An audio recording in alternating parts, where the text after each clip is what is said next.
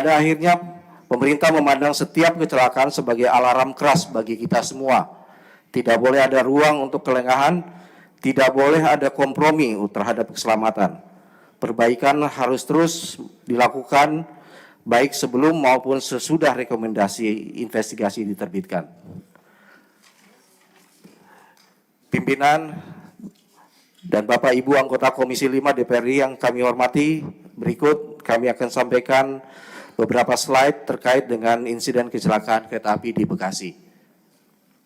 Pada tanggal 27 April 2026 pukul 20.52 waktu Indonesia Barat, terjadi insiden kecelakaan kereta api di emplasemen stasiun Bekasi Timur yang melibatkan kereta api komuter lain Jakarta Cikarang dan kereta api Argo Bromo Anggrek.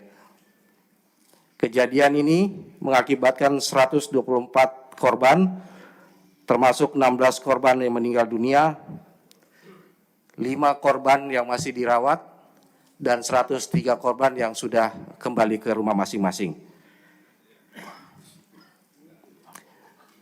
Lanjut.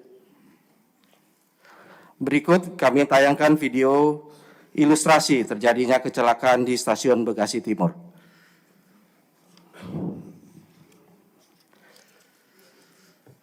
Kereta KA komuter lain 5568A tiba pukul 20.34 lebih awal 1 menit di stasiun Bekasi.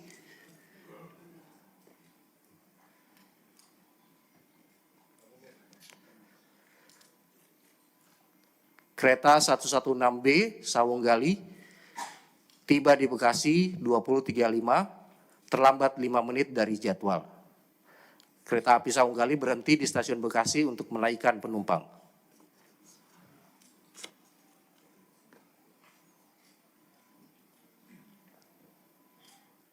Ini adalah ilustrasi grafisnya.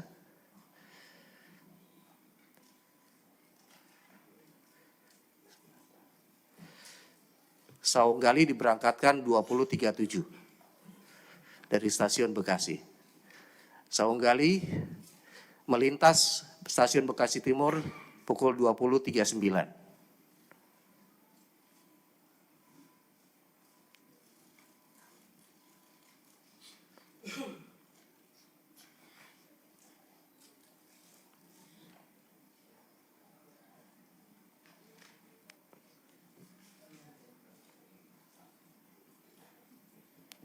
Sebuah taksi mogok di tengah rel.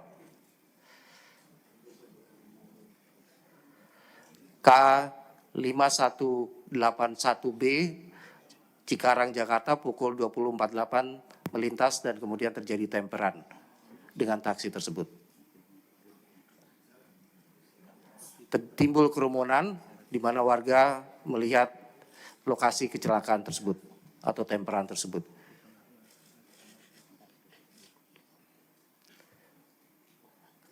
KA 5568A sudah terlambat 8 menit, diberangkatkan 20.45.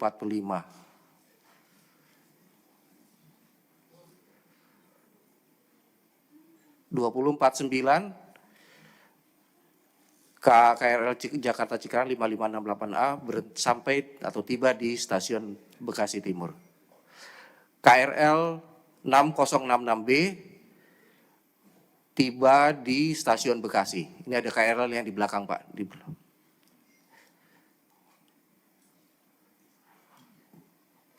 Ini adalah KA KRL 5568A, tiba 20.49 di stasiun Bekasi Timur, sudah terlambat 9 menit.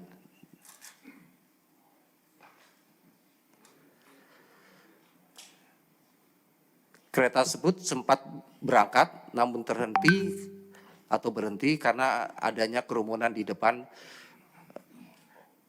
untuk melihat kejadian temperan tersebut. Selanjutnya, kereta api Argo Bromo melintasi stasiun Bekasi pukul 20.51 lebih awal 3 menit dari jadwal dengan kecepatan 108 km per jam.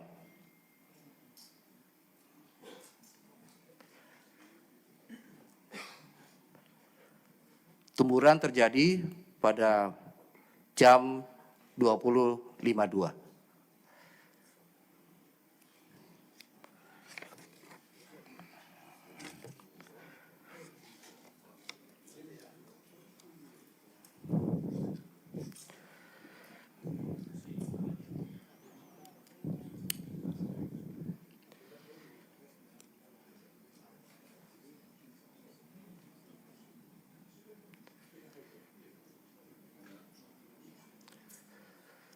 Selanjutnya, Kementerian Perhubungan menghormati proses investigasi yang saat ini masih berlangsung oleh Komite Nasional Keselamatan Transportasi atau KNKT dan mendukung pelaksanaannya secara independen, profesional, serta transparan. Kementerian Perhubungan memprioritaskan percepatan penanganan korban, pemulihan operasional perjalanan kereta api, agar pelayanan kepada masyarakat dapat segera kembali berjalan dengan aman dan lancar.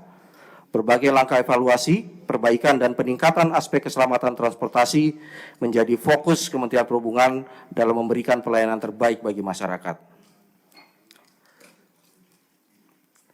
Keselamatan perlintasan sebidang menjadi perhatian serius pemerintah. Presiden Republik Indonesia juga telah memberikan arahan dan instruksi secara langsung agar dilakukan optimalisasi infrastruktur keselamatan perkeretaapian khususnya pada titik-titik perlintasan yang rawan kecelakaan. Secara regulasi, pemerintah telah memiliki dasar hukum yang jelas, diantaranya adalah Undang-Undang Nomor 23 Tahun 2007, Peraturan Pemerintah Nomor 56 Tahun 2009, dan Peraturan Menteri Nomor 94 Tahun 2018.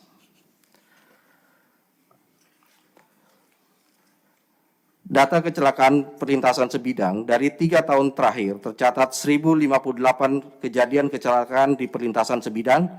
Namun demikian, apabila dibandingkan tahun sebelumnya, pada tahun 2025 dan 2026 terlihat adanya tren penurunan jumlah kecelakaan. Jumlah kejadian menurun dari 337 kejadian pada tahun 2024 menjadi 291 kejadian pada tahun 2025 dan 102 kejadian hingga 1 Mei 2026. Ini menunjukkan bahwa berbagai langkah peningkatan keselamatan mulai memberikan dampak positif, meskipun upaya perbaikan masih harus terus diperkuat. Mayoritas kecelakaan terjadi pada perlintasan yang tidak terjaga, dengan proporsi mencapai sekitar 80%, terdiri dari sepeda motor sebesar 55%, mobil sebesar 45%.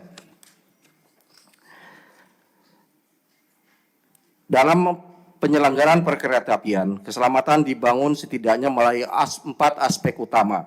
Aspek sarana yaitu pemeriksaan dan perawatan berkala agar seluruh kereta layak secara teknis dan operasional. Aspek prasarana meliputi jalur, jembatan, terowongan, hingga fasilitas operasi seperti persinyalan, telekomunikasi, dan instalasi listrik. Aspek sumber daya manusia memastikan seluruh petugas memiliki kompetensi, sertifikasi yang masih berlaku, serta kepatuhan terhadap regulasi, SOP, dan termasuk kepatuhan terhadap grafik perjalanan kereta atau GPK sesuai PP nomor 61 tahun 2016. Faktor luar seperti mitigasi terhadap cuaca ekstrim, bencana alam, dan penanganan perlintasan sebidang pada daerah pemantauan khusus. Seluruh aspek tersebut dilaksanakan dengan mengacu pada PM Perhubungan nomor 24 tahun 2015 tentang standar keselamatan perkeretaapian sebagai landasan dalam menjaga keselamatan operasional perkeretaapian nasional.